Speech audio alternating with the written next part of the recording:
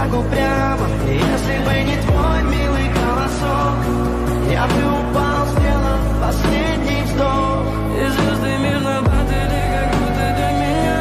Я каждый раз загадывал тебя не потерять, но больше не могу, я просто мучаю себя. Теперь ты больше не моя. В камине в 6 утра фотография твоя, горят воспоминания о тебе.